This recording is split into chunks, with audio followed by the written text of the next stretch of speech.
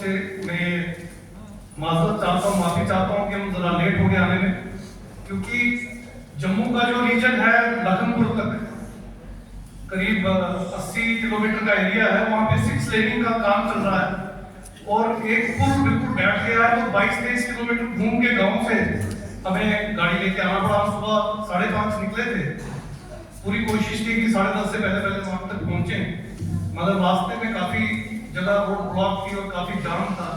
उस 6 लेनिंग के प्रोग्राम की वजह से वो जो खुदाई हो रखी है, हम लेट पहुंचे, माफी उसके लिए माफी चाहता हूँ।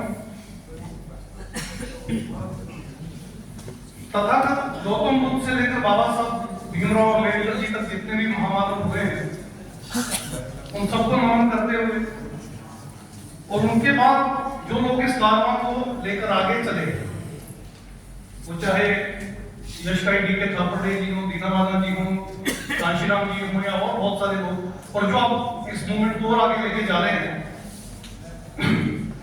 उन सबको भी मैं अपना आभार प्रकट करते हुए आज के इस टॉपिक पे अपनी बात रखता हूं। ये तो तकरीबन अब हमारे समाज के सब लोग जानते हैं कि हिंदू राष्ट्र या मनुस्मृति से हमें क्या नुकसान हुआ, और ये भी अब हम सब लोग तकरीबन मोटे मोटे तौर पे जानते हैं कि अगर बाबा साहब की मूवमेंट ना होती, अगर राष्ट्रपिता महामना ज्योतिबा फुले जी की मूवमेंट ना होती, अगर क्रांति ज्योति राष्ट्रमाता सावित्रीबाई फुले जी की मूवमेंट ना होती, तो आज मूल निवासी बहुजनों का ये जो समाज है, जिसमें एससी, एसटी, ओबीसी और इनसे कन्वर्टेड मुस्लिम, सिख, क्रिश्चियन वगैरह सारे माइनॉरिटी के लोग आते हैं, तो आज भी इनकी हालत, इनकी दशा वही होती जो आज से 100, 150, 200 या 250 साल पहले थी। मोटे मोटे तौर पे अब हम सब लोगों को ये बात समझ में आती है, मगर एक जनरेशन गैप हमारा बीच में पड़ा है और हमारी जो अगली जनरेशन हैं, जैसे कि मेरे पूर्व वक्ता पाल साहब बड़ी क्लैरिटी के साथ बता रहे थे, हमारी अगली जो पीढ़ियां हैं, अगली जो जनरेशन हैं, जो कंफर्ट जोन में पली, हमारे इन महामानवों के संघर्ष की वजह से जो हमें एजुकेशन मिली, रोजगार मिले, हमारी तरक्की हुई, हम अच्छे घरों में रहने लगे, अच्छे कपड़े पहनने लगे, अच्छी गाड़ियों में घूमने लगे और ऐसे ऐसी हाउस में प्रोग्राम्स करने लगे, तो हमारी अगली कुछ पीढ़ियों को थोड़ी सी गलतफहमी हो गई और ऐसा लगता है कि हमारी अगली पीढ़ियां उन लोगों की बोली बोल रही हैं जो मनुवाद को बढ़ावा देते हैं, जो ब्राह्मणवाद को बढ़ावा देते हैं और जो हिंदू राष्ट्र की वकालत करते हैं। आज से 30-40 साल पहले करीब जब हम इस मूवमेंट में आए, मैं स्टूडेंट लाइफ में था, उस समय एससी और एसटी कम से कम ये मनुवाद की उस जकड़ से, उस पकड़ से बाहर था। सिर्फ ओबीसी एक ऐसा तबका था जो पूरी तरह से मनुवाद की जकड़ में था, उसकी पकड़ में था, उसके कंट्रोल में था। उसके बाद जब भामसेन की मूवमेंट बहुत जबरदस्त तरीके से फ्लेयर अप हुई और जब मनुवादियों ने ये देखा कि इसका आधार एससी और एसटी है और खास करके एससी है, तो उन्होंने पूरा फोकस, पूरी ताकत एससी पे लगा दी।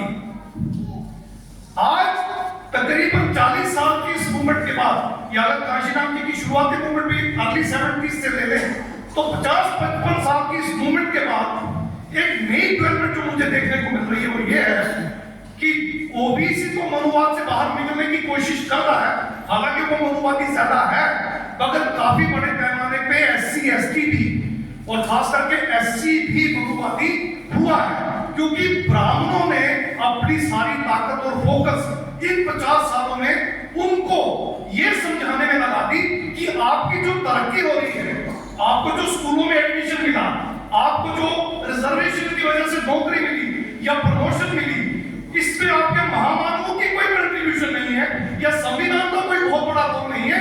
ये ईश्वर की कृपा से हुआ है, ये भगवान की मर्जी से हुआ है, और ये जो देवी देवता है ये आप पे प्रसन्न हुए हैं, तो अब आपको इनकी छत्र छाया में आना चाहिए।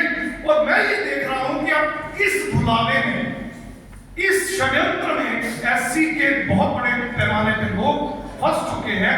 अब हम देखते हैं वो भी मंदिरों में जाते हैं, पंडित उनके घरों में भी आते हैं, और वही गुलामी जो ओबीसी कर रहा था पिछले 40 साल पहले तक, अभी भी उसमें कंटिन्यू था, अब उसमें हम देखते हैं एससी के लोग भी इन्वॉल्व। इसी बात से शय मिली है आरएसएस को, भाजपा को या हिंदुत्ववादी संगठनों को कि वो ये बात करने लगे हैं कि भारत को हम हिंदू राष्ट्र बनाएंगे। दूसरे शब्दों में इसका अर्थ यही है कि समता, स्वतंत्रता, बंधुता और न्याय पे आधारित समाज की संरचना के हेतु जो हमारे महामानवों ने अपनी आहुतियां दी, अपना बलिदान दिया, अपना पूरा पूरा परिवार न्यौछावर कर दिया, हम उसे भूल गए। और इससे हम संविधान की जो अहमियत है, जो उसकी इंपॉर्टेंस है, उसको समझने भूल करने लगे। आप बड़े पैमाने पे देखेंगे ब्राह्मणवादी या मनुवादी लोग इस हिंदू राष्ट्र की वकालत करते हुए मिल जाएंगे, मगर कहीं ना कहीं एससी, एसटी, ओबीसी के लोग भी इसकी तरफदारी करते हुए दिखते हैं, सिर्फ इस वजह से क्योंकि वो ना अपना पास जानते हैं, ना अपना इतिहास जानते हैं, ना अपनी हिस्ट्री जानते हैं, और ना ही हिस्टोरिकल जो एवोल्यूशन है, जहां से चलकर आज की स्थिति में हम पहुंचे हैं, वो हमें मालूम है। आप अक्सर अपने घर में अपने बच्चों के मुंह से ये सुनते हुए पाएंगे, आपको लगेगा कि हमारा बच्चा ऐसी बात कर रहा है, वो कहता हुआ मिलेगा कि आरक्षण जाति के आधार पर क्यों है, ये तो आर्थिक आधार पर होना चाहिए। और जब उस बच्चे को बिठा के आप पूरी तरह से बात समझाने लगते हो तो वो लड़ने झगड़ने लगता है, मनुवादियों की भाषा बोलता है, वो कहता है जाति कहां रह गई, क्योंकि कंफर्ट जोन में उसको हमने कभी जाति की वजह से उसकी पिटाई नहीं होने दी, उसके साथ भेदभाव नहीं होने दिया, स्कूल में उसके साथ अत्याचार नहीं होने दिया, मोहल्ले में या समाज में उसके साथ कोई ऐसी गलत बात नहीं होने दी, तो उसको लगने लगा है कि ये अत्याचार खत्म हो चुके हैं और ये जाति और ये अस्पृश्यता, ये छुआछूत, ये खत्म हो चुकी है। अब जब वो पढ़ लिख कर जॉब में जाना चाहता है, जब उसे जॉब नहीं मिलती है या मिलने के बाद उसके साथ वहां पर उस तरह की डिस्क्रिमिनेशन होने लगती है, उसी तरह का भेदभाव होने लगता है, तब वो अपने आप से सवाल पूछता है कि कहीं मेरे घर वाले, मेरे पिताजी, मेरी माताजी या मेरे बुजुर्ग कहीं वो सच तो नहीं कर रहे थे। तो ये जो कंफर्ट जोन हमारे समाज में आ गया, इस कंफर्ट जोन ने हमारी मूवमेंट को कहीं ना कहीं इतना कमजोर कर दिया कि मनुवादियों ने संविधान को मनुस्मृति से बदलने का निश्चय कर लिया, और इसके समर्थक कुछ हमारे लोग भी होते चले गए। इसका खामियाजा समाजवाद भुगतना पड़ा, ये हमें समझना होगा। ये बहुत एक बेसिक चीज है जो हमारे घरों के अंदर है और हमें पता नहीं है। दूसरा, जैसा कि बाबा साहब ने भी कहा था कि जो कौम अपना इतिहास नहीं जानती, अपने भविष्य का निर्माण नहीं कर सकती। हमने अपने ना समाज को अपना इतिहास सही से बताया, ना अपने बच्चों को, अपने परिवार वालों को बताया। और मैं तो यहां तक कहना चाहूंगा, हमारे जो बड़े बड़े धुरंधर लोग जो बड़ी बड़ी एजुकेशन और मूवमेंट चला रहे हैं, कहीं ना कहीं सच्चा और सही इतिहास जानने की उनकी भी कोशिश कम रही। जो उनको परोस दिया गया, उन्होंने उसको एक्सेप्ट कर लिया और उसको लेकर निकल पड़े। अगर हमें अपना इतिहास जानना था तो हमें अपने महामानवों की तरफ मुंह करना था। अगर हमें अपना इतिहास जानना था तो हमें उन लोगों की तरफ देखना था जिन्होंने अपनी पूरी पूरी जिंदगी, पूरा पूरा परिवार इस समाज के लिए लगा दिया। बाबा साहब सिर्फ खुद न्यौछावर नहीं हुए, उनके बच्चे, उनके बेटे, उनकी एक बेटी हम पर कुर्बान हो गए, उनकी बीवी बीमारी से, भूख से तड़पते बिलखते चली गई, और बाबा साहब खुद भी बहुत सारी बीमारियों से ग्रसित होकर अल्टीमेटली बड़ी छोटी उम्र में 1956 में सिर्फ 65 उनकी एज थी, कुछ ज्यादा एज नहीं थी। 1891 का तो उनका जन्म था, चले गए, हम पर कुर्बान हो गए, मगर हमें उसकी इंपॉर्टेंस का पता नहीं चला। अब आप देखिए, पिछले कुछ अरसे से पूरे देश भर में एक नया नैरेटिव सेट करने की कोशिश की जा रही है। जैसे कॉन्सेप्ट ने शुरुआती दौर में एक नारा दिया था, बोल 85 जय बोल निवासी, और 85 और 15 की लड़ाई आमने सामने की खड़ी कर दी थी। इसी के काउंटर में उन्होंने 80-20 की लड़ाई हमारे सामने एक झूठी लड़ाई खड़ी कर दी और ये कहना शुरू कर दिया कि हम 80 हैं, वो 20 हैं। कौन 80 कौन 20? हम हिंदू 80 हैं और मुस्लिम या माइनॉरिटी के बाकी जो लोग हैं वो 20 हैं। इस चीज को उन्होंने इतना रेडिकलाइज कर दिया, इतना रेडिकलाइज कर दिया और इतना प्रोपेगेंडा इस पे किया गया है। आपका मेन स्ट्रीम मीडिया 24 घंटे इस पे लगा रहता है, आपके न्यूज़पेपर 24 घंटा इस पे काम करते हैं और आपके जो आम आगे पीछे के उनके लोग हैं, जो उनके कार्यकर्ता हैं, आपके आगे पीछे 24 घंटे इसका प्रचार प्रसार करते रहते हैं कि अगर इस देश में कोई दुश्मन है तो वो मुस्लिम है या सिख है या क्रिश्चियन है, ये माइनॉरिटी इस देश का दुश्मन है, बाकी हम सब लोग जो हिंदू हैं हमें इनसे खतरा है। कोई व्यक्ति स्ट्रेट फॉरवर्ड रूप से ये सवाल नहीं पूछता कि हम कब हिंदू होते हैं और कब हिंदू नहीं होते हैं। आप मुझे बताइए, रिजर्वेशन की लड़ाई हम बाबा साहब के समय से लड़ रहे हैं।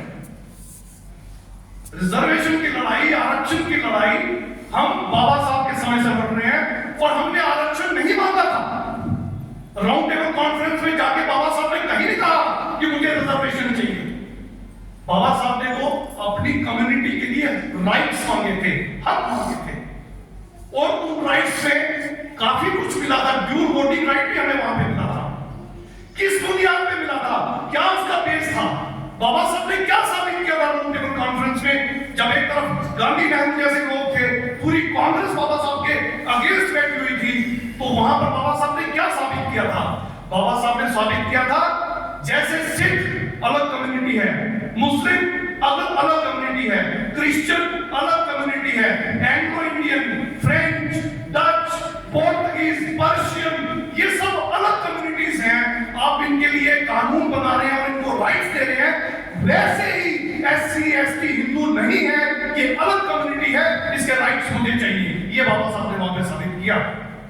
और जब ब्रिटिश गवर्नमेंट उनकी ये बात मान ली कि एससी एसटी हिंदू नहीं है, तो उन्होंने कम्युनल अवार्ड में उनको राइट्स दिए।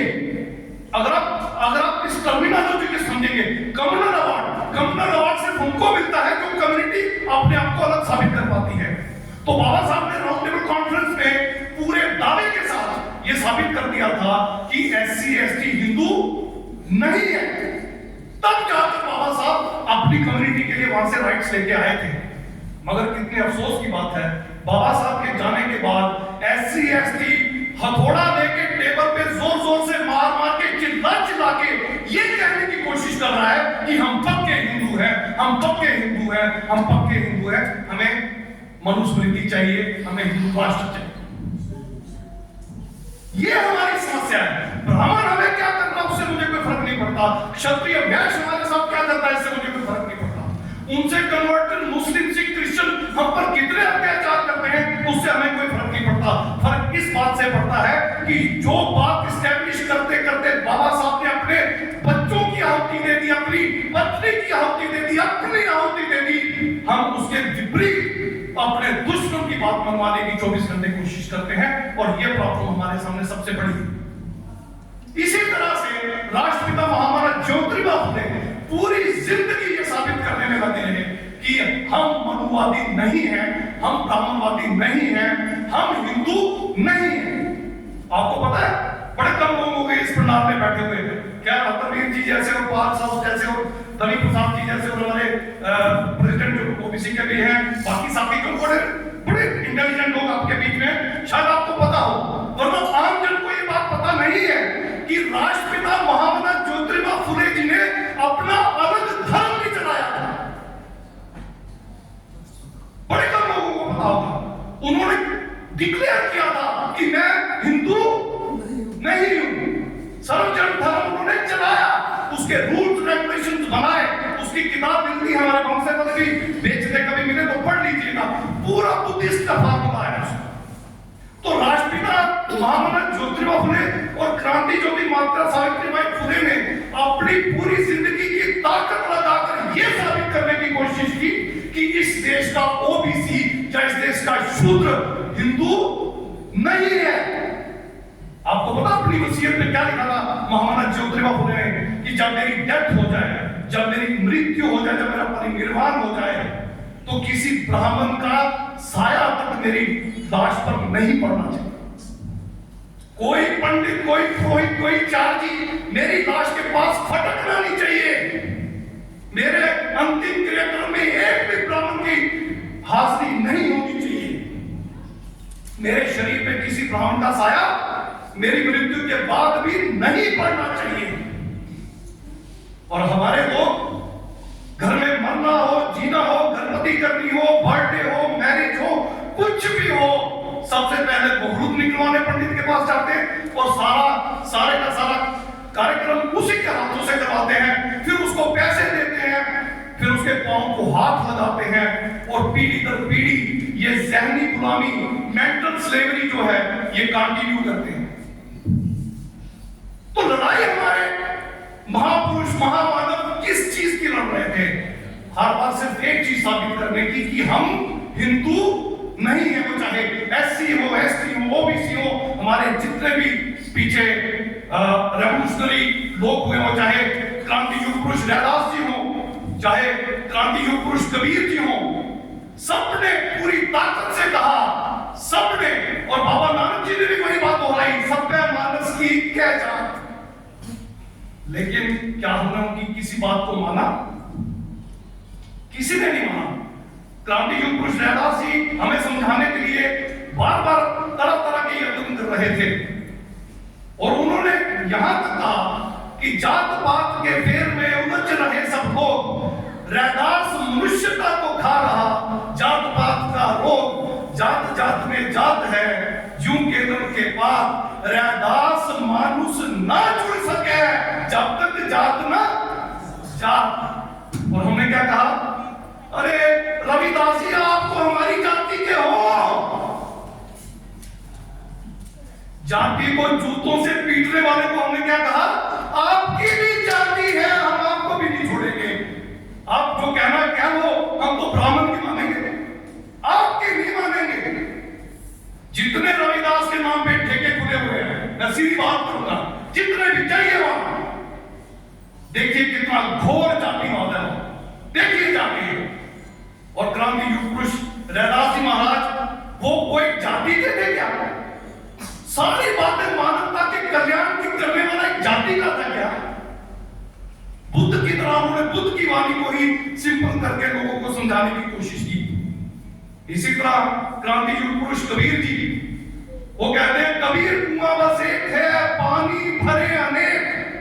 कबीर कुआं बस एक है, पानी भरे अनेक, बर्तन ही में भेद है, पानी सब में। मानी? आपने मानी? आप कबीर साहब को मानते हो मगर उनकी बात तो नहीं मानी। मानी किसकी आपने? वो ब्राह्मण जो आपको कहता है तू चमार है, तू महार है, तू नाई है, तू धोबी है, तू कुम्हार है, नीचे से लेके ऊपर तक जिसने आपको टुकड़ों में बांट कर, काट कर अलग कर दिया, आपने कहा सप्तवचन पंडित जी आप कातिल हो अपने महामानवों की विचारधारा के। इसलिए मनुस्मृति और हिंदू राष्ट्र का ये षड्यंत्र आप पर हावी हुआ। सोचिए अगर आपने अपने महामानवों की बात मानी होती। तथागत बुद्ध ने भी तो कहा मानव मानव एक समान। हम भी तो चीखते चिल्लाते फिरते हैं गलियों बाजारों में, बुद्ध धर्म की क्या पहचान, मानव मानव एक समान। और बाद में हम देखते हैं हमारी जाति का क्या कोई है कि नहीं? कैसा दोगलापन है ये जो मानसिक गुलामी इतनी आसानी से समझ नहीं आती, ये आपकी कथनी और करनी में दिखती है। जब आपको अपने घर में किसी बेटी या बेटे का रिश्ता करना होता है और जब आप अपने सगे संबंधियों को, दोस्तों को, मित्रों को कहते हैं यार हमारी जाति में अच्छी सी लड़की या अच्छा सा लड़का दिखाना, तब पता चलता आप कितने अम्बेडकरवादी हो, आप कितने बुद्धवादी हो, आप कितने फुलेवादी हो, आप कितने बामसफिये हो, तब पता चलता है। या फिर जब आपके घर में कोई कार्यक्रम या क्रियाक्रम हो, फिर जब आप पंडित के पांव छू छू के वो सारा काम करवाते हो, तब पता चलता है कि आपकी कथनी क्या थी, आपकी करनी क्या है। यहां मंच से बोलना बड़ा आसान है, चौराहों पे जाके सुनाना बड़ा आसान है, मगर आपका आचरण क्या है? जो क्रांति युग पुरुष रैदास जी, जो क्रांति युग पुरुष कबीर जी कहते कहते मर गए, आपने उसके उलट पूरा समाज अपना खड़ा कर लिया। तो आप ब्राह्मणवादी या मनुवादी हो या नहीं, इसकी पहचान आप खुद कर सकते हो, खुद कर सकते हो। क्या मिलेगा हिंदू राष्ट्र से? क्या मिलेगा? आज से 2600 वर्ष पहले तक हमारे तथागत गौतम बुद्ध जो है एक एनलाइटनमेंट लेकर हमारे बीच में आ चुके थे। ये 28वें बुद्ध थे। इनके समकालीन महावीर जैन 24वें थे। उनका सेक्ट भी काम कर रहा था। दोनों मानवता के कल्याण के बारे में बात कर रहे थे और तथागत गौतम बुद्ध का अल्टीमेट कंक्लूजन था, दुनिया में दुख है, दुख का कारण है, उसका निवारण है, एक मार्ग अपनाना पड़ेगा। आप दुख से कुछ हद तक या अल्टीमेट हद तक मुक्ति पा सकते हैं। क्या बुद्ध ने किसी धर्म की बात की? नहीं की। किसी ईश्वर अल्लाह खुदा परमात्मा गॉड का जिक्र किया? नहीं किया। किसी धर्म वर्ण जाति का जिक्र किया? नहीं किया। और हमारे लोग जब मन से बुद्ध की बात करते हैं तो बताते हैं एक भिक्षु ने पानी पीना था, वहां पे एक कन्या पानी निकाल रही थी, वो कन्या अछूत थी। अबे बुद्ध के टाइम में ये कहां था भाई? बुद्ध के टाइम में ईश्वर अल्लाह खुदा परमात्मा गॉड का कंसेप्ट था ही नहीं। इसीलिए उनके पंचशील में, उनके अष्टांगिक मार्ग में, उनकी 10 पारमिताओं में कहीं का कोई जिक्र नहीं मिलेगा। अगर होता तो बुद्ध की पहला शील जो है वो इनके खिलाफ होता, नहीं था। मगर हमने इसको अपनाया नहीं अपनाया, और उसके बाद बुद्ध की वो रोशनी फैलते फैलते यूरोप तक चली गई, मिडल ईस्ट तक चली गई, पूरी दुनिया में। आयरलैंड में भी बुद्ध के स्टैचू जमीन से निकल रहे हैं। तो कहां तक बुद्ध चले गए? अलग अलग नाम से गए होंगे, लेकिन गए। 2000 साल तक 80% चाइना की आबादी बुद्धिस्ट थी। 2000 साल तक सिर्फ एक व्यक्ति बुद्धिस्ट यहां से वहां गया। 2000 साल तक वहां बुद्धिज्म 80% लोगों में रहा। जापान सारा बुद्धिस्ट, बैंकॉक, आप कितने नाम सुनना चाहते हैं? आपके पड़ोस में, आसपास, भूटान में चले जाइए, म्यांमार में चले जाइए, पूरी दुनिया में आपको बुद्ध ही बुद्ध मिलेंगे। लेकिन आपको क्या चाहिए? हिंदू राष्ट्र। अब दूसरी गलतफहमी क्या है जो ब्राह्मणों ने हमारे में भ्रांति फैलाई और हमने मान लिया कि पुष्यमित्र शुंग ने सारा बुद्ध धर्म खत्म कर दिया। अभी लेटेस्ट रिसर्च से ये पता चला है कि पुष्यमित्र शुंग ने भरभूत स्तूप की मरम्मत के लिए पैसे दिए, वहां उनका नाम लिखा। इसके अलावा बहुत सारे नए बुद्ध स्तूप बनवाए, कहीं कोई मंदिर नहीं बनवाया, क्योंकि पुष्यमित्र शुंग का एरा 185 BC का है और तब तक क्रिश्चियनिटी भी नहीं आई थी। सुन लीजिए, डेट के साथ बता रहा हूं, 185 BC तक क्रिश्चियनिटी नहीं आई थी, इस्लाम नहीं आया था, सिखिज्म नहीं आया था, कोई रिलीजन नहीं था, और हिंदुइज्म भी नहीं था। पुष्यमित्र शुंग हार्डकोर बुद्धिस्ट था। ये थ्योरी भी अब recently professor Tejendra Prasad Singh Sasaram university Bihar, उनकी रिसर्च पढ़ लीजिए, राजीव पटेल बिहार के, उनकी रिसर्च, या फिर कर्मिंगम की रिसर्च, बहुत बड़े एक ब्रिटिशर थे, बहुत बड़े स्कॉलर, उनकी पढ़ लीजिए, जेम्स प्रिंसेप, उनकी सारी डिटेल पढ़ लीजिए। तो बुद्धिज्म कब तक भारत में रहा, कब तक रहा? आपको ये मनुस्मृति समझने के लिए अपना इतिहास जानना चाहिए। हिंदू धर्म कब शुरू हुआ? जब शुरू हुआ तब तक यहां सिर्फ बुद्धिज्म था। और मैं डेट बता रहा हूं, हिंदू धर्म के 3 सेक्ट हैं, 3 मत हैं, शैव मत शिवजी वाला, वैष्णव मत विष्णु वाला, शाक्त मत देवियों वाला, और 13 अखाड़े हैं। अखाड़े समझते हैं?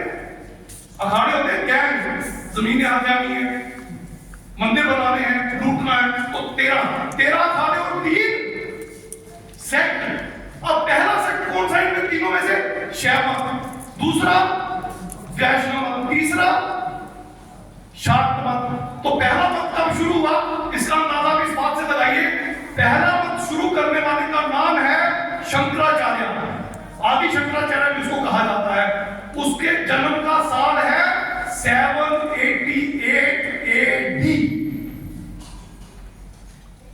आज से 1200-1250 साल पहले उसका जन्म हुआ और 820 में उसकी डेथ हो गई। उसको पाइल्स थी, बगंदर था, ब्लीडिंग की पंक्ति में मर भी गया।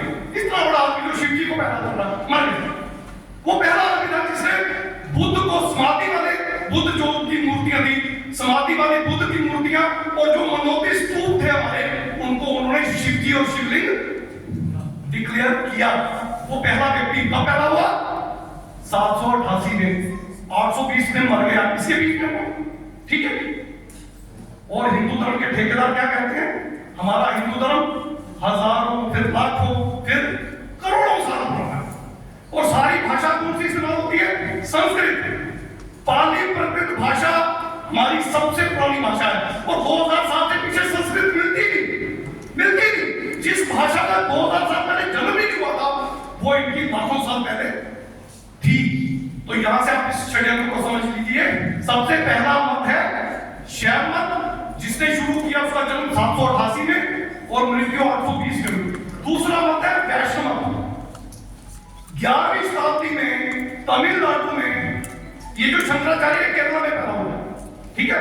और दूसरे 11वीं शताब्दी में दूसरा मत शुरू करने वाले रामानुजाचार्य का जन्म तमिलनाडु में हुआ 11वीं शताब्दी में, यानी तकरीबन 1000 साल पहले हुआ। सिर्फ 1000 साल पहले उसने लेटे हुए बुद्ध के जो स्टैचू थे, जिन पे नाग 5 या 7 नाग, उसको उन्होंने विष्णु डिक्लेयर किया। तो विष्णु या वैष्णव मत का 1000 साल से पीछे कोई इतिहास नहीं मिलेगा। और 13वीं शताब्दी में बुद्ध के छोटे जो स्टैचू थे और जो मां तारा बुद्धिस्ट आइकन थी, इस तरह की और कुछ लेडीज जो बुद्धिज्म का प्रचार प्रसार करने इंटरनेशनल लेवल पे जाया करती थी, उनके स्टैचूज को ब्राह्मणों ने 13वीं शताब्दी में शाक्त मत डिक्लेयर किया। तो 8वीं, 11वीं और 13वीं शताब्दी में 3 सेक्ट बने, शैव, वैष्णव और शाक्त, और 13 अखाड़े निर्मित हुए। ये इनका इतिहास है। यानी आज से करीब 800-900 साल पहले तक हमारे देश में सिर्फ बुद्धिज्म था, सिर्फ बुद्धिज्म था। 712 में टर्की से हमले शुरू हुए, मोहम्मद बिन कासिम 712 में आया। उसके बाद ब्राह्मणों ने षड्यंत्र रचने शुरू किए और ये तीनों मत और 13 सेक्ट बनाए, 13 अखाड़े बनाए और हम पर हमारे बुद्धिज्म का ही जो सही तत्व था वो छीन कर हमें भ्रम में डालकर, भ्रांतियां फैलाकर हमें धीरे धीरे टुकड़ों में बांटने की साजिश रची। तो जातियों और वर्णों का इतिहास कितना पुराना है, मैक्सिमम 800 से 900 साल मैक्सिमम। इसीलिए उसके बाद जो हमारे क्रांतिकारी महामानव पैदा हुए, युग पुरुष पैदा हुए, जिनका मैं अभी नाम ले रहा था, रैदास जी महाराज, कबीर जी महाराज, संत पीपा जी, संत सैन जी, संत गोरे जी, धन्ना जाट, ये सब उसके बाद आए और सब वर्ण, धर्म और जाति के विरोध में खड़े हो गए। क्यों? क्योंकि तब ये जाति स्टैब्लिश की जा रही थी। ये आपको समझना होगा। तो अल्टीमेटली ये ब्राह्मणवादी या मनुवादी जो तत्व है इस देश में, वो करना क्या चाहता है, वो आपको एक भ्रम में रखना चाहता है कि हजारों सालों से हमने आपको गुलाम बना के रखा हुआ है, आगे भी हम ही राज करेंगे, तुम नहीं कर सकते, तुम नहीं कर सकते। और तुम, क्योंकि हम लोग इतिहास नहीं जानते हैं, वो कहते हैं हजारों साल, लाखों साल हमारे पास तर्कशीलता है नहीं, हम उनकी बात को मान लेते हैं और मानने के बाद उनका अनुसरण करते हैं और वो हिंदू राष्ट्र की वकालत पे उतर आते हैं। अगर हमें सच पता हो तो हम उनका काउंटर कर सकते हैं। तीसरा उदाहरण आपको बड़ा इंपॉर्टेंट देना चाहूंगा। सबसे पहला सेंसस भारत में कब हुआ? 1872 में, 1872, 6 साल लगे थे, 72 में कंप्लीट हुआ। ये सिस्टमैटिकली था, यहां करवाया गया, फिर वहां टुकड़ों में किया, 6 साल लगे, 1872 में कंप्लीट हुआ। उसके बाद फिर रजिस्ट्रार अपॉइंट हुआ तो कायदा अथॉरिटी बनी, डिपार्टमेंट बना और फिर ये सिस्टमैटिक तरीके से उसके बाद चला। अगला सेंसस हुआ 1881 में, फिर 91 में, 1901, 11, 21, 31, ठीक है। 1931 का सेंसस जो है 1871 से लेके 1931 तक ये कास्ट बेस्ड सेंसस थे। क्या थे? Caste based census. और 41 का सेंसस प्रॉपर्ली नहीं हो पाया क्योंकि सेकंड वर्ल्ड वॉर तब शुरू हो चुकी थी। और 51 का सेंसस तब हुआ जब एक ब्राह्मण गवर्नर जनरल ऑफ इंडिया बन चुका था और उसने ये आदेश बैठते ही पहले दिन ही पास कर दिया था कि आज के बाद कास्ट सेंसस नहीं होगा। सी राजगोपालाचारी उसका नाम है। उसने पहले दिन ही 2 आदेश पास किए थे। एक बाबा साहब ने जो 15 लड़के बाहर भेजने वाला ऑर्डर करवाया था लॉर्ड लिंकन से, 15 एससी लड़के हाथ साथ फॉरेन एजुकेशन लेंगे। एक बार 16 गए, एक अपने खर्चे पे क्या था, दूसरी बार 15 गए, 31 गए, तीसरी बार जब जाने थे श्री राजगोपालाचार्य ने गवर्नर जनरल ऑफ इंडिया बनते ही पहला वो आदेश वापस लिया, दूसरा कास्ट बेस्ड सेंसस को विथड्रॉ किया। तो कास्ट बेस्ड सेंसस हमें कहां से कहां तक मिलता है? 1872 से लेके 1931 तक। मैं चैलेंज करता हूं, जाइए सब सेंसस देख लीजिए, एससी एसटी ओबीसी को कहीं इनको दिखा तो बता दीजिए, बता दीजिए अगर कहीं इनको दिखाया तो बता दीजिए। भारत के संविधान में आर्टिकल 25 में सबसे पहली बार बिना हमारी मर्जी के खिलाफ और बाबा साहब के पुरजोर विरोध के बाद, क्योंकि बाबा साहब प्रपोज तो कर सकते थे मगर संविधान सभा में उनके पास मेजॉरिटी नहीं थी, ब्राह्मणों ने पूरी ताकत लगाकर और आरएसएस के सेकंड हेड जो थे गोलवलकर उन्होंने पूरी ताकत लगाई, हिंदुत्ववादी संगठनों ने पूरी ताकत लगाई, सी राजगोपालाचारी ने पूरी ताकत लगाई और आर्टिकल 25 से 28 तक आप पढ़ेंगे भारत के संविधान का तो पहली बार आर्टिकल 25 में हमें जबरदस्ती उस पर हिंदू लिख दिया गया और सारी समस्या की जड़ हमारी यहां से शुरू हुई। तो मैं चैलेंज करता हूं, जाइए पिछले सेंसस उठा के देख लीजिए, हम कभी ना हिंदू थे ना हमें हिंदू लिखा गया। तो हिंदू राष्ट्र की बात और मनुस्मृति को अपनाने की बात कहां से आई? चौथा उदाहरण जो मैं आपको देना चाहता हूं, जब भारत बना वो पता है छोटी छोटी स्टेट्स थी, छोटी छोटी रियासतें थी, रजवाड़े थे, ये तो पता होगा। 650 से ज्यादा रजवाड़ों का एक समूह जो है भारत बना। 650 में करीब 450 से 450 रजवाड़ों के जो राजा थे वो कौन थे? मूल निवासी लोग थे। अगर इनका हिंदू राष्ट्र हजारों लाखों साल पुराना था तो 1947 में जब हमने ये भारत का निर्माण किया, जब भारत की निर्मित हुई, 650 रजवाड़ों को शामिल किया तो राजे तो इनके होने चाहिए थे। कहां है इनके राजे? इनका राजपाट अगर था तो इनके राजे कहां है? ये मेरा सवाल है आपके सामने। उदाहरण के लिए छत्रपति शिवाजी महाराज कुर्मी जाति के ओबीसी, सियाजी राय गायकवाड़ ओबीसी, अहिल्याबाई होलकर ओबीसी, उड़ीसा के सब राजे ओबीसी, तमिलनाडु ये साउथ का जितना एरिया है सारे राजे ओबीसी, यहां तक कि ये जो सिंधिया फैमिली है, बहुत सारे लोगों को गलत फहमी है, सिंधिया फैमिली राजपूत नहीं है, ये भी ओबीसी फैमिली है। तो भारत के 650 में से 80, 85, 90% राज्य और रियासतों के मालिक कौन थे? हम थे, मूल निवासी बहुजन। अब यहां सवाल एक आप पूछ सकते हैं कि एससी क्यों नहीं थे? तो इसके लिए आपको थोड़ा इतिहास में जानना पड़ेगा।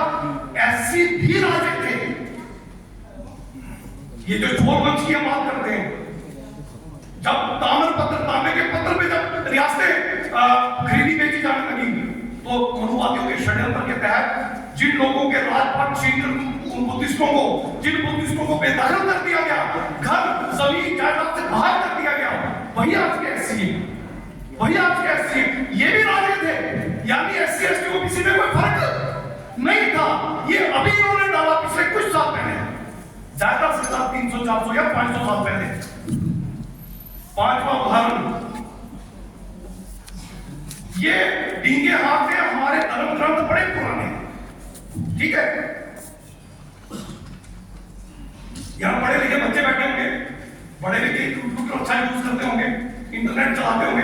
आज घर में जाके थोड़ा सर्च कीजिएगा, यूनेस्को की एक वेबसाइट है जो ये बताती है कि दुनिया का सबसे पुराना स्क्रिप्चर कौन सा है। समझ आ रहा है? स्क्रिप्चर समझते हैं? लिखा हुआ, चाहे वो हाथ से लिखा शिलालेखों की बात अगर हम छोड़ दें, क्योंकि शिलालेख हमारे बुद्धा के टाइम के भी मिल गए, उनके प्रसन्नजीत उनके हम समकालीन थे, प्रसन्नजीत के भी शिलालेख हमने पढ़ लिए, अशोका के भी पढ़ लिए, नागवंश के भी पढ़ लिए, और उनके आगे सारे ही पढ़ लिया, सारी पाली भाषा हमने पढ़ लिया, हमें सब पता है। तो उसको हम साइड पे रखेंगे, यूनेस्को पे वापस आते हैं।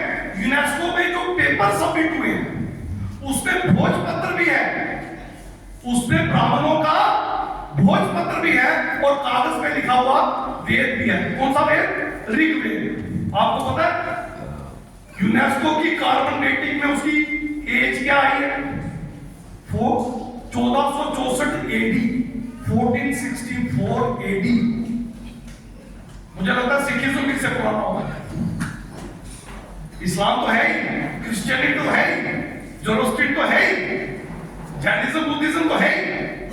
हिंदुओं के इस स्क्रिप्चर को अगर आप स्टडी करेंगे तो सिखिज्म भी शायद इससे पुराना होगा।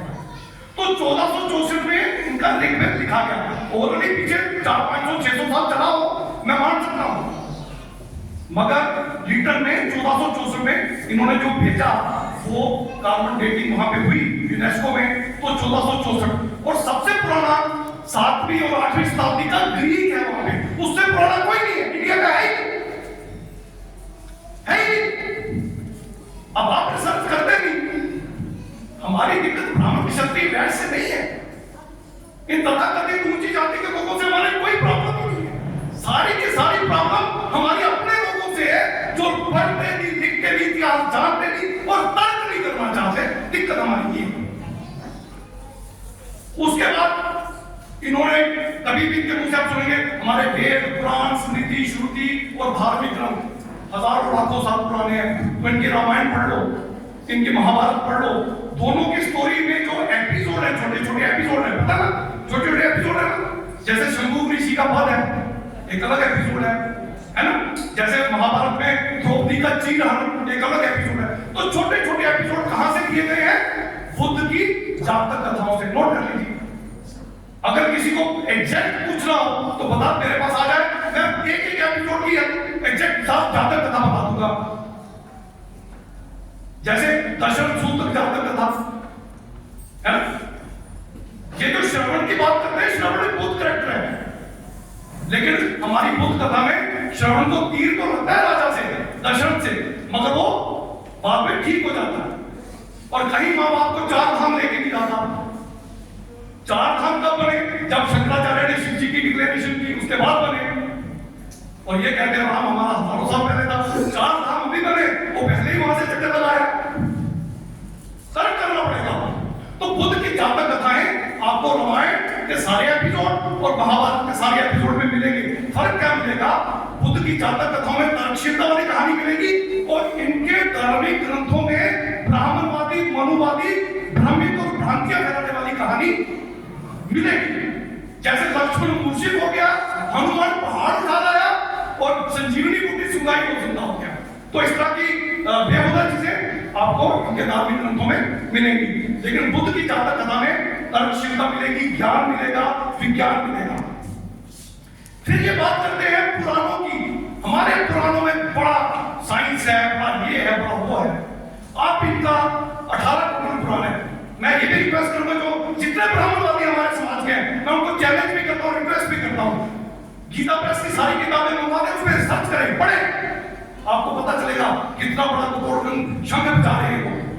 18 इनके पुराण है, और 11वां पुराण है भविष्य पुराण। 11वें पुराण में रानी विक्टोरिया का जिक्र है, रामायण में बुद्ध का जिक्र है, अशोक वाटिका है, पढ़िए। ऋग्वेद में बुद्ध का जिक्र है, बुद्ध स्तूपों का जिक्र है ऋग्वेद में,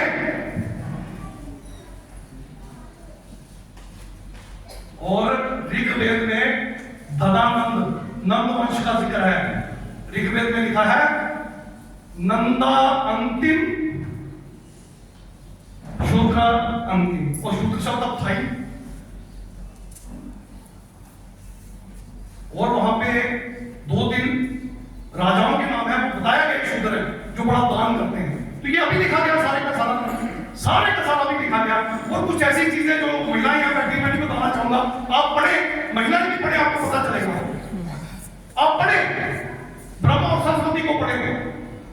विष्णु और लक्ष्मी को पढ़े, सगे भाई बहन और बीवी मियां बीवी 12 बच्चे भी। नारद को पढ़े, नारद का जन्म कैसे हो पढ़े, मैं नहीं कहता कुछ भी, आप खुद पढ़े, मैं किसी धर्म के खिलाफ कुछ नहीं बोलता, मगर आप पढ़े, जरूर पढ़े। और ऋग्वेद पढ़ते हुए यम और यमी के संवाद पढ़े, सगे भाई बहन दोनों पढ़े, जरूर पढ़े।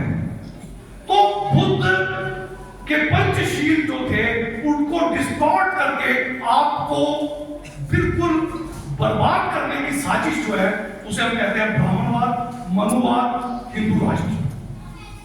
बुद्ध ने क्या कहा? पांचवा शील क्या था? कच्ची या पक्की शराब या मादक पदार्थ नहीं सेवन करूंगा, मैं ये शिक्षा ग्रहण करता हूं। और शिव जी को क्या कहते हैं? भांग, धतूरा, जड़, अफीम, गांजा जो भी खाते रहो, पीते रहो, कांवड़िए भी। आप देख रहे हो हर वो चीज जो बुद्ध ने कही उसका काम आपको शिव जी में मिलेगा। उसके बाद बुद्ध ने वे विचार के खिलाफ तीसरा शील हमें दिया ना कि वे विचार हमें नहीं करना है, दिया ना। लेकिन शिव जी की अगर आप कहानियां पढ़ोगे तो शिव जी ने सभी देवियों के बीच में क्या किया और किस तरह से शिवलिंग की पूजा होगी, अगर वो कहानियां पढ़ोगे तो आप अपने घर में अपनी बीवी से भी बात नहीं कर पाओगे। तो बुद्ध का वो जो मूल ज्ञान था, मूल तत्व था, उसको डिस्टॉर्ट करने की साजिश थी, पूरी तरह से उसकी साजिश थी। और उसी के काउंटर में शिव जी, उसी के काउंटर में विष्णु, उसी के काउंटर में शाक्तवत या शक्तियों का निर्माण किया गया है।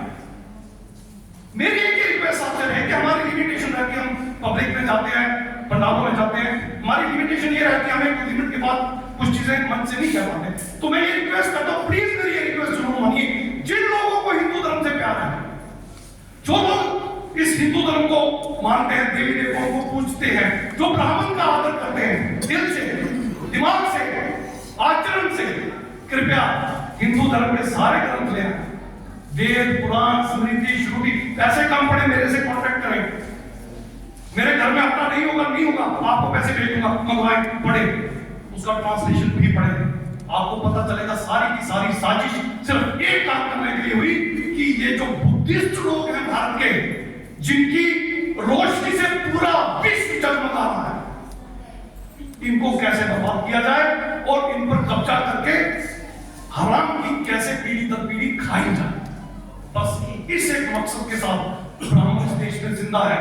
उसके दो ही मकसद हैं, ब्राह्मणी अस्तित्व को बचाए रखना और ब्राह्मणी वर्चस्व को बनाए रखना, और इसके लिए वो कुछ भी करने के लिए 24 घंटे तत्पर रहता है। यही है आपका हिंदू राष्ट्र, यही आपका हिंदू राष्ट्र। अगर आप इससे खुश हैं तो आपकी मर्जी, क्योंकि 70-75 साल में हम थोड़ा सा आगे बढ़े, बहुत ज्यादा आगे नहीं बढ़े। 90% हम हो गए, आज कोई हमारे सर पे और कर रहा है तो मैं ये कह ही नहीं सकता हम आगे बढ़े। मगर चलिए, कुछ अच्छे कपड़े, थोड़ी बहुत बोलने की शक्ति, कुछ नॉलेज, कुछ अच्छी गाड़ियां, कुछ अच्छी साड़ियां, कुछ अच्छे बंगले, कुछ थोड़ी सी, लेकिन वो जो एक्चुअल बाबा साहब ने क्या कहा था, the ultimate objective of human being should be the cultivation of mind. उस तरफ हमने कोई ध्यान अतरवीर जी बिल्कुल भी नहीं, बिल्कुल नहीं दिया। अरे 1 घंटा सिर्फ जिंदगी में, दिन का 1 घंटा आप मिशन के लिए दे दीजिए। अगर हमारी और हमारे महामानवों की बातें आपको बुरी लगती है, मत पढ़िए, उनकी पढ़ने की आप समझ जाएंगे वो क्या कर रहे हैं। बिल्कुल इनके विपरीत वो आपके साथ खड़े हैं और आप उनके साथ खड़े होकर हमें बर्बाद कर रहे हैं। हमें मतलब हम कौन है? हम आपके घर के हैं और आप हमारे विपरीत खड़े हो जाते हैं जब आप उनके साथ खड़े हो जाते हैं। एक दो छोटे मोटे उदाहरण देंगे, अपनी बात मुझे पता है काफी देर से आप आए, आपको भूख भी लगी होगी, और अक्सर आयोजक ये काम करते हैं, आपकी भूख के बीच में मुझे खड़ा कर देते हैं। एक दो उदाहरण देके आपको बात बताना चाहूंगा। स्वास्तिक का निशान जिसको लेके हिंदू धर्म बड़े ढोल नगाड़े पीटता है, एंटी लॉकिंग पोजीशन में, उनका लॉकिंग में, एंटी लॉकिंग पोजीशन में स्वास्तिक का निशान बुद्ध का है। इसका अर्थ है हमारी अक्ल खुलनी चाहिए, बढ़नी चाहिए, और उनका जो स्वास्तिक है वो हमारी अक्ल को लॉक करता है। श्री शब्द लगाते हैं नाम के साथ, श्री फलाना। ब्राह्मण धर्म में इसकी बड़ी गंदी डेफिनेशन है। विष्णु से और नारद मुनि से और किसी महिला से जुड़ी हुई कहानी को भी पढ़ लीजिएगा, मगर वो सच नहीं है। सीधी शब्द इस्तेमाल करते थे हमारे बुद्धिस्ट लोग, किसी को इज्जत से बुलाना हो, जैसे अकबरुद्दीन जी को बुलाना हो तो धम्म लिपि में श्री अकबरुद्दीन कहा जाता है। विक्रमादित्य नहीं थे वो राजा, उनका नाम पाली में वेकमादित्य था, श्री वेकमादित्य, तो वो श्री ही इनका श्री है संस्कृत में। इसी तरह और बहुत सारे शब्द हैं जिनका ये इस्तेमाल करते हैं, वो हमारे शब्द हैं मगर उन्होंने डिस्टार्ट करके हमारे सामने रखे हैं। एक छोटी सी इंफॉर्मेशन और छोटी सी शेयर करता हूं आपके साथ। ये जो गिनती है 1 2 3 4 और डेसिमल दशमलव जिसको कहते हैं, ब्राह्मण चिल्ला चिल्ला के कहते हैं ये ब्राह्मणों ने दिया, और एक ब्राह्मण का नाम भी बड़े जोर से लेते हैं, उसमें लेते हैं, ये गलत है। इसका सबूत जो रिसेंटली मिला है वो कैसे मिला, अरब कंट्रीज, आप मिडल ईस्ट को जानते हैं ना, जब ये गिनती अरब कंट्रीज से अरब कंट्रीज में गई, हमारे बुद्धिस्ट लोग वहां जाकर उनको पढ़ाए समझाए, तो अरब ने अपनी लैंग्वेज में इसका नाम क्या रखा, हिंद से, क्या रखा, हिंद से। वो हमारे एरिया को हिंद कहते हैं हिंद। अब पता नहीं जम्मू कश्मीर में तो हमें टीचर कहा करते थे, आप बाकी एरियाज का मुझे एक्सपीरियंस नहीं है, पंजाब में भी जरूर कहते होंगे टीचर, अक्सर हमारी क्लास में आके कहते थे केजी फर्स्ट में हिंद से लिखो, 1 2 3 को वो हिंद से बोलते थे पंजाब में भी बोलते होंगे, है ना। तो हिंद से, तो ये बुद्धिस्ट लोगों की सर्च कहां गई, अरब में। अरब से जब यूरोप में गई तो उन्होंने इसको क्या कहा, अरेबिक। 1 2 3 को वहां क्या कहते हैं, अरेबिक, क्योंकि अरब से आई। मगर अरब में कहां से आई, हिंद से। हिंद क्या था, इंडिया। अब समझे, तो 1 2 3 भी बुद्धिज्म है, दशमलव बुद्धिज्म है, साइंस, ये ग्रह, नक्षत्र, जितनी रिसर्च यहाँ पे हुई आज से 800-900 साल पहले तक, ये सारी की सारी रिसर्च कहाँ हुई, बुद्धिज्म में। हम कोई SC OBC नहीं थे, कोई धर्म जाति नहीं थी, सिर्फ बुद्धिज्म, मानव एक समान। और नालंदा यूनिवर्सिटी किस साल में चलाई गई, तो बताएगा मुझे।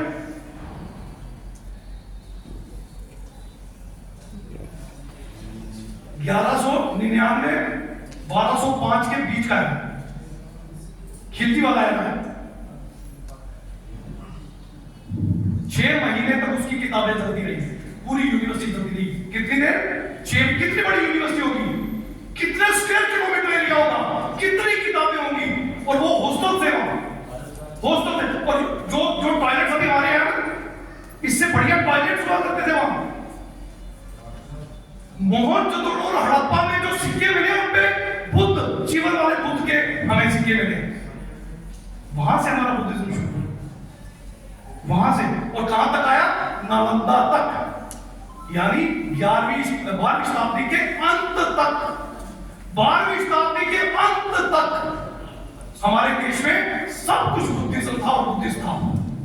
तो अगर आप अपना इतिहास सही से पढ़ेंगे, समझेंगे, जानेंगे, और इनके इतिहास को भी जानेंगे, और इनके धार्मिक ग्रंथों का सही तरह से अध्ययन करेंगे, और क्रिटिकल एनालिसिस करेंगे, और दो नाम मैंने आपको भी बताए, Rajendra Prasad Singh professor Sasaram university Bihar, Rajiv Patel writer Bihar, और एक यूट्यूब चैनल है साइंस जर्नी करके, अगर आप उसको देख सके तो काफी सारी चीजों की क्लैरिटी आपको बड़े अच्छे से हो जाएगी। आपका बहुत सारा वक्त मैंने लिया, उसके लिए माफी चाहता हूँ। मेरा मकसद था कि आपका हिंदू राष्ट्र आपकी मर्जी से बने, क्योंकि आपकी मर्जी के बिना ये बन नहीं सकता। अगर बनना तो फिर आपकी मर्जी से बने, और इसके बाद भी अगर आपकी मर्जी है तो बड़ी बड़ी मुबारकबाद, और अगर नहीं है तो आइए हम सब लोगों का साथ दीजिए।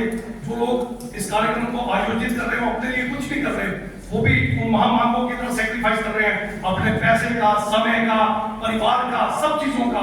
आइए सबका साथ दें और इस मिशन को और आगे बढ़ाएं। इन्हीं शब्दों के साथ, किसी के खिलाफ मैंने वैसे कोई बात की नहीं, फिर भी किसी की भावना अगर आहत हुई हो तो उसकी माफी चाहता हूँ। आप सबका बहुत बहुत शुक्रिया। जय भीम, जय भारत, जय यूनिवर्सिटी।